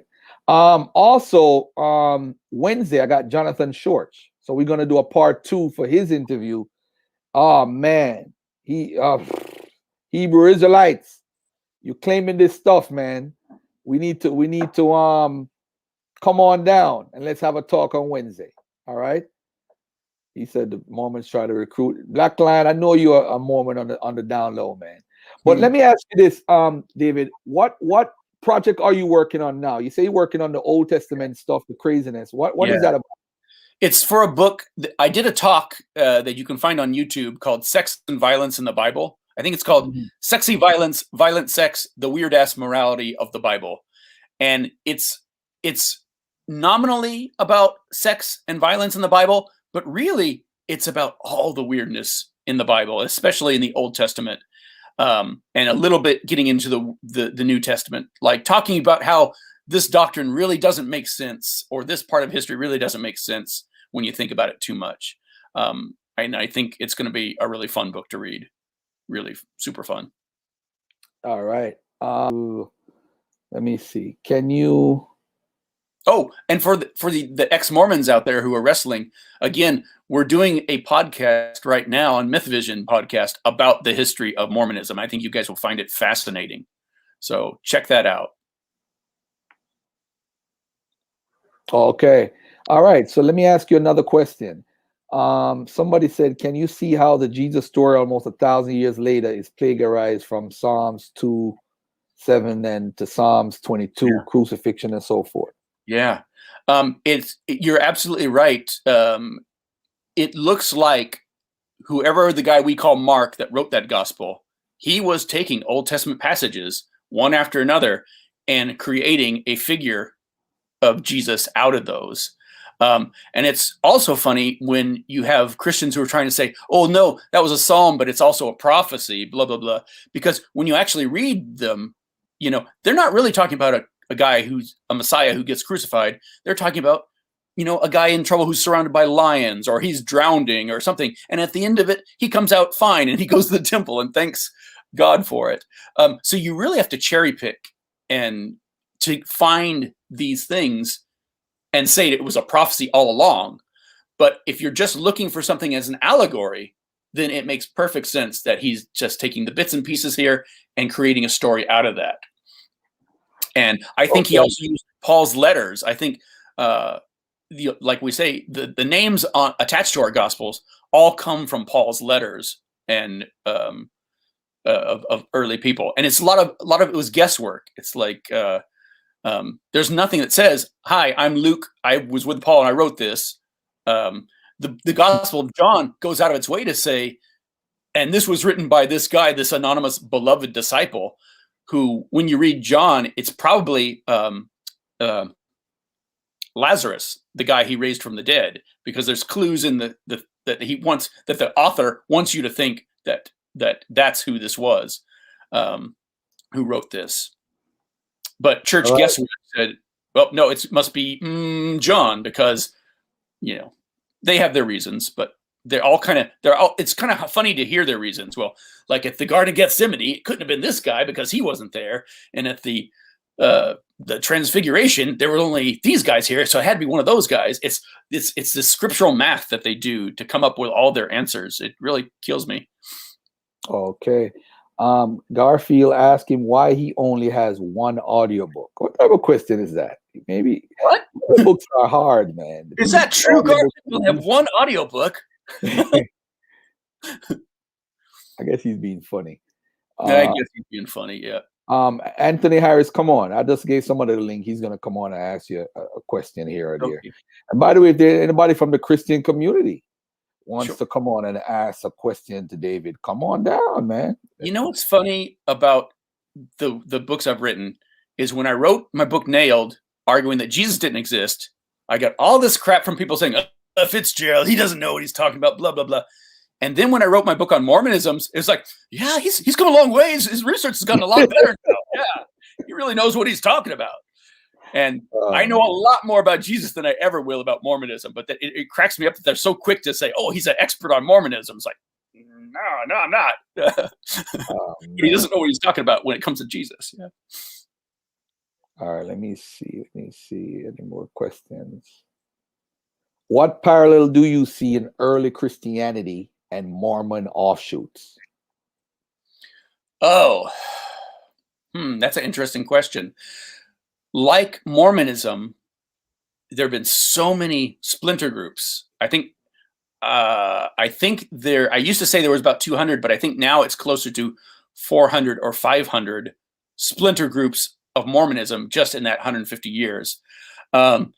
With Christianity, I think Christianity started as all these different groups, and they came together and sort of got absorbed into one big group. So it's, in a way, it's sort of the opposite effect that happened, because originally Peter's Christianity and Paul's Christianity were different, and John's cult was different, and it was this thing clear over here that wasn't even about Jesus.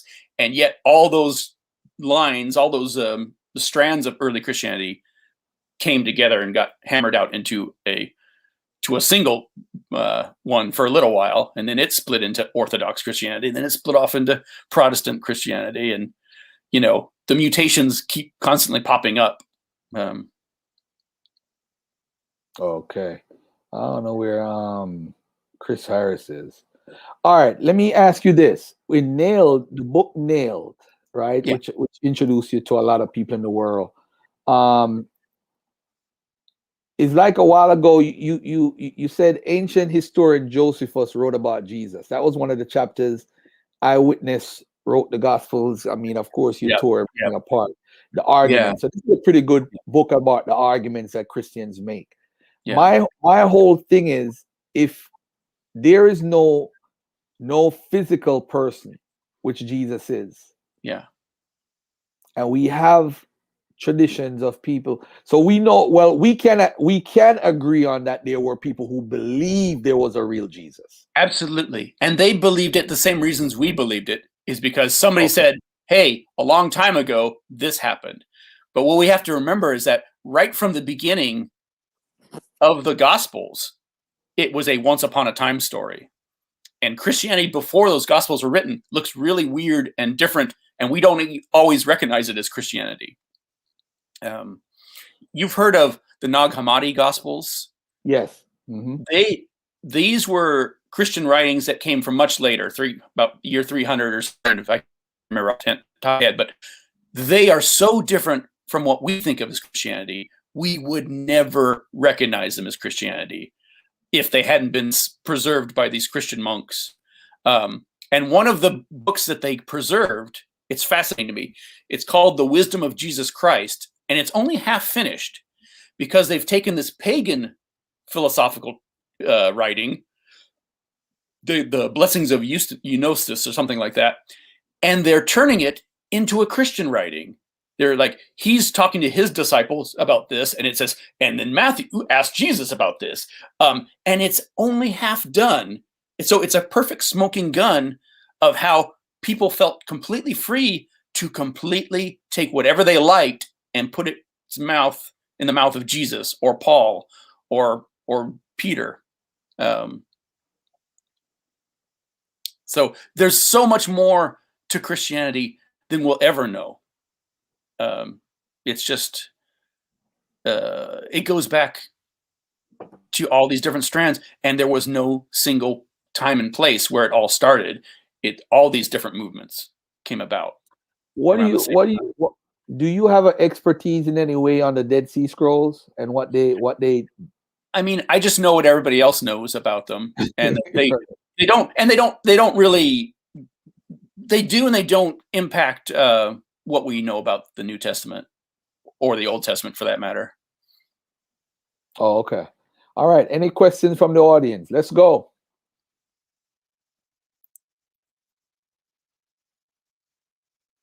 While we're waiting for questions, one thing I should say is my book, Nailed, you were talking about, it points out like the top 10 ways that the official story of Jesus doesn't hold up. But I don't get into, well, where did Christianity come from? That's what the book, Jesus, Mything in Action, is arguing. It's saying these are the kind of things that were going on back then, and this is where Jesus came from. Yeah, I mean, I mean, it's kind of weird because when I asked you about like 29 Common Era or 35 the Common Era, what are we looking at? And we can't find that much writing. That was the point I was trying to make. You don't find you don't find any.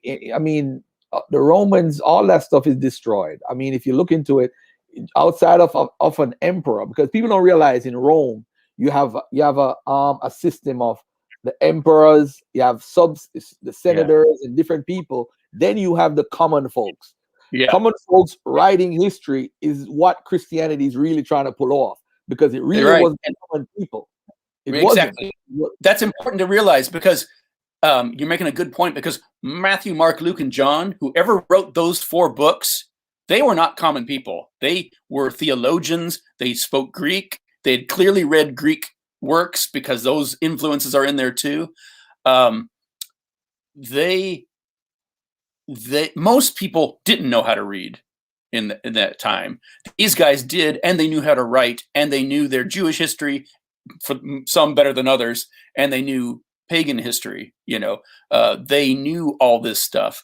And it's interesting, Mark, the Greek that he uses when he writes, it's not the highfalutin, fancy, educated talk Greek. It's the common people, gee shucks, and this happened and this. It's this down home form of Greek, Koine Greek, that just your average person, when they hear it, it would sound very conversational and very not fancy at all. So it's fascinating to see what was going through their mind as they put their gospels together and treated them the way they did. Okay.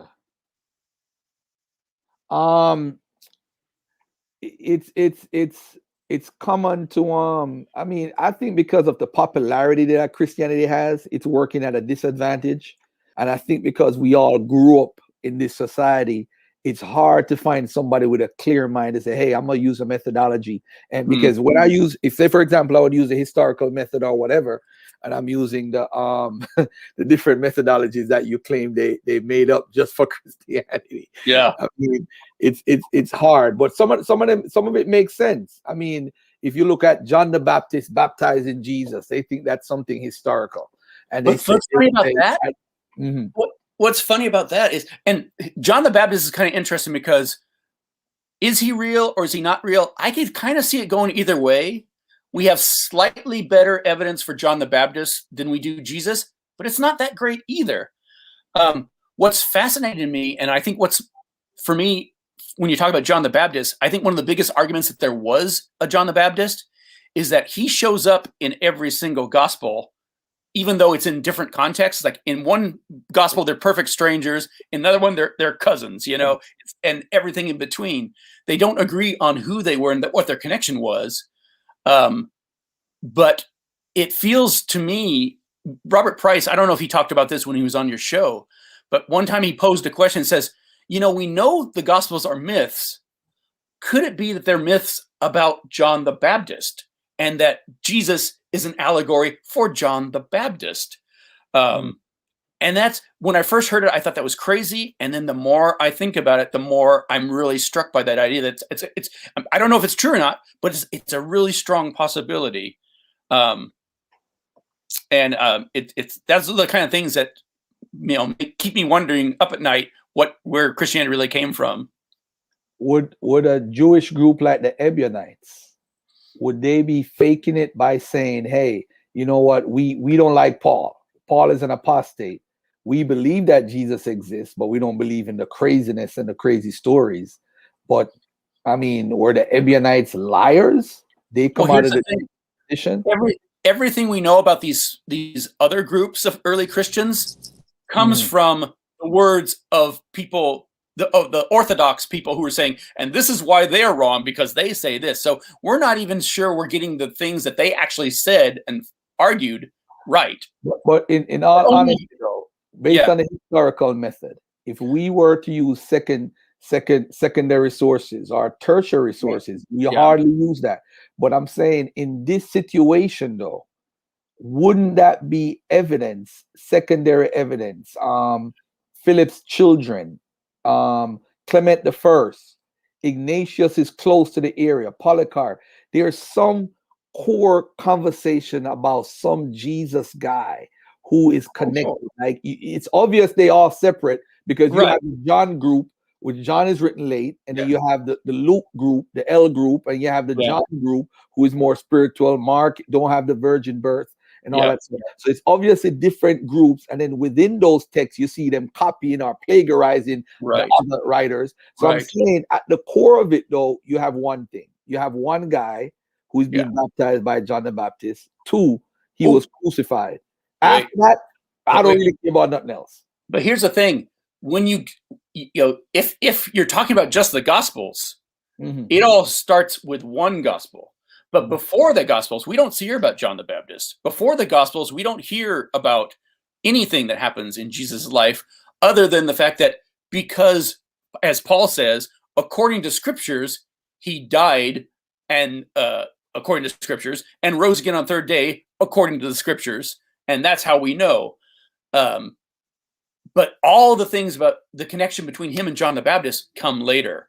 So, and everything we know about all these early Christian groups are coming from the words of Orthodox people like Clement, like Ignatius and stuff. So we have to be careful. We don't have that evidence. So we have to be careful about saying we know what we know, because it's David, we're only hearing it from one side. We're only hearing it from one side. But historiography, you have to consider the fact that if you have a Clement, I don't know if what Clement is saying is true.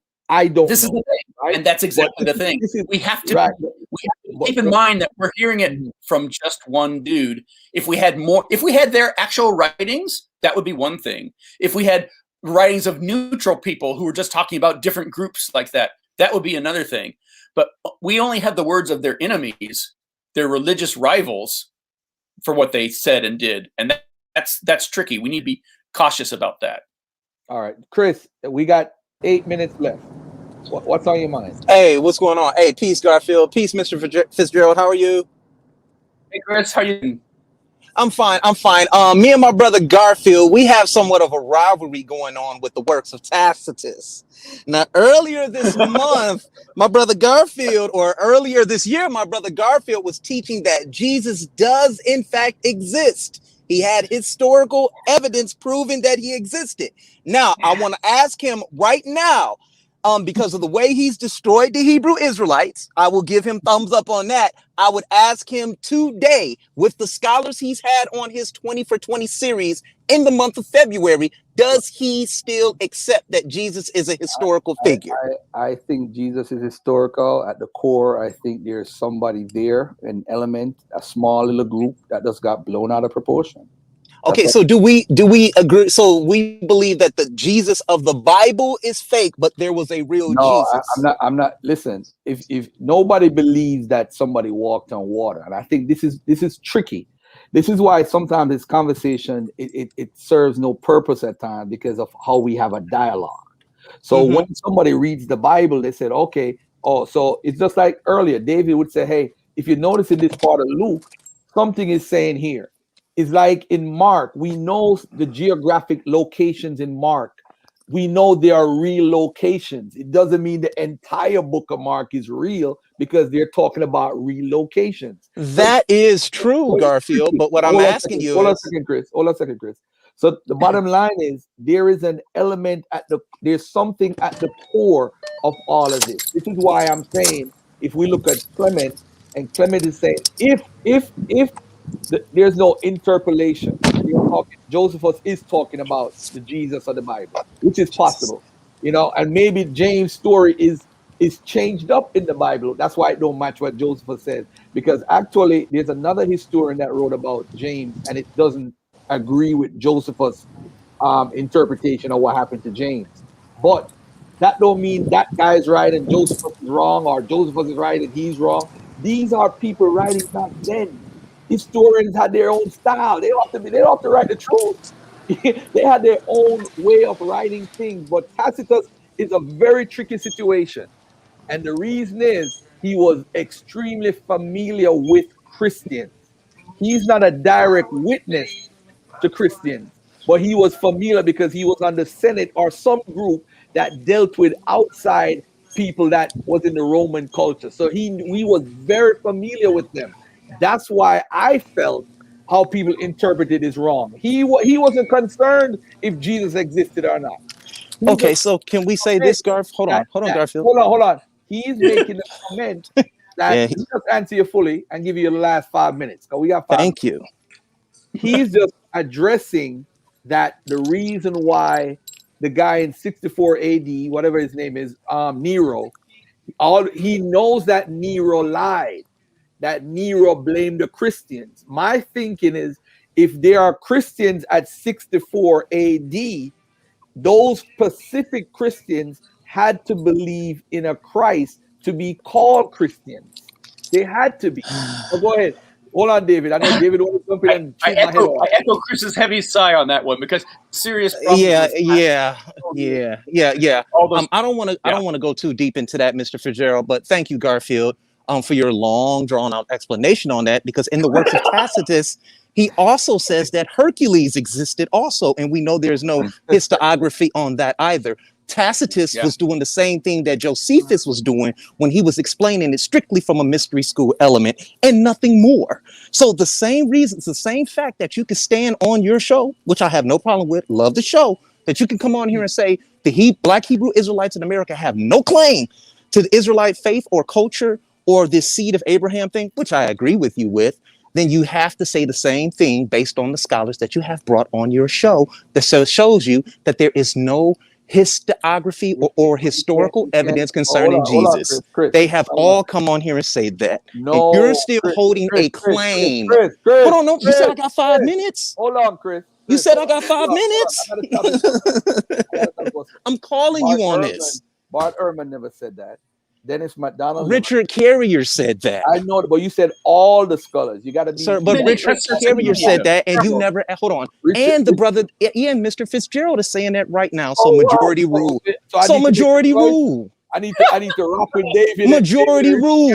I need to rock with David. No, beloved. Majority rule. Gotcha. Oh. Chris Harris, I'm gonna say this. I love you, Chris Harris. Thank you, Mr. Fitzgerald. I am the man. You know what I'm gonna do, David? I'm gonna bring you on one day, and we're gonna go through this Jesus story one by one. And what we're gonna do is we're gonna find the stupidest arguments and the most. Show me the historical evidence of him. Because as I said to my community, you're gonna need to have a DVD video of Jesus saying, "It's me." There's nothing in this community is going to convince you that. Hold on, Mr. Fitzgerald. 1 second, Mr. Fitzgerald. Hold on. You said I had 5 minutes. Give the man his 5 minutes. Chris, hold on. No, because the show's going to be done. He never. All right. Chris, I have to kick you off. No, Oh, offense. no. We gotta finish the show. I gotta go pick up my son. But right. But I do want to talk more with the Chris Harris because he and I are a lot on the same page. Yeah. Mm-hmm. Okay. Yeah, but you were gonna say something about Tacitus. Go ahead. Oh, just that, for instance, Tacitus, Suetonius, all these other these historians who Christians bring out as witnesses to at least Christianity, they're all very problematic. And it's like, yeah, when you say something like, well, Tacitus said this and he can only say this if that was true, we have to be very careful because there's evidence that Tacitus did not say those things, actually, and that they were talking about Jews in that particular instance. Those were Jewish martyr stories that became Christian martyr stories later. Candida Moss wrote a book called The Myth of Persecution. Amazing book. And she's a devout Christian. She's working on the scholarship of devout Christians, and she argues that all those stories, nearly every single one of them, is made up or stolen from other sources. So but there's just that. But with Tacitus, it's different though, because he's a definite historian. Specifically talking about Tacitus and that passage you mentioned. Yeah. Okay, I would have to see the scholarship on that. But hey, thank you for coming on, man. I got to get out of here, go pick up my son. I'll be live in 30 minutes. Go ahead. Thank you for having me. It's been awesome, and I'll come back anytime and we'll talk more. Hey, no problem, man. Much love and much respect. Thank you. Chris Harris, thank you, sir. More power for Jesus, man. More power. You too, Brother Garfield. You too. Yeah.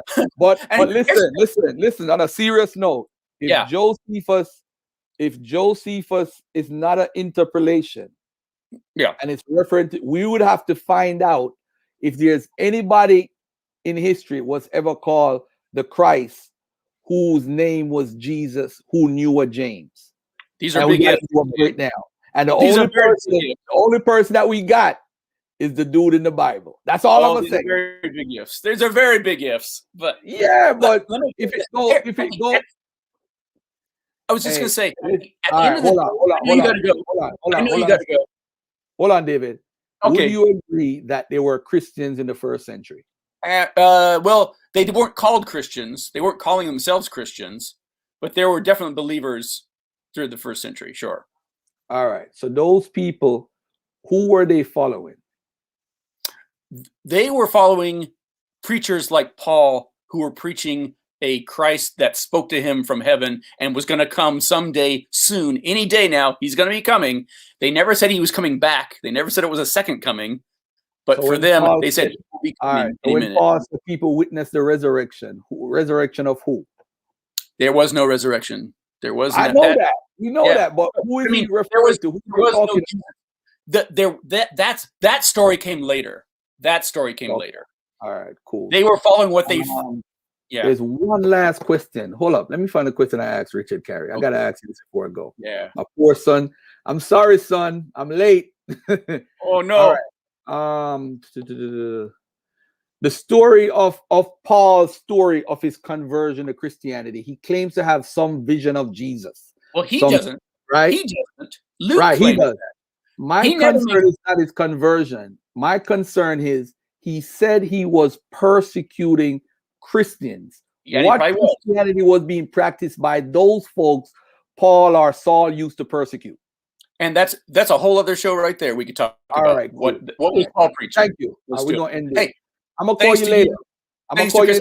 We'll do this again. Yep. Yeah, I'm gonna call you in a few minutes. All right. Thanks, you, man. I really trust me. I really appreciate this. Trust me, you're one of the best guests we've had. All the guests were good. I'm not gonna say nothing about them. All of them were excellent. You're more appealing to the people in my community. I appreciate that. I have such huge respect for all those guests that you brought in. Almost all those guests you brought in. All right, later, man. I'm very honored to be included in that company. Thank you. Much love and much Thank you very much.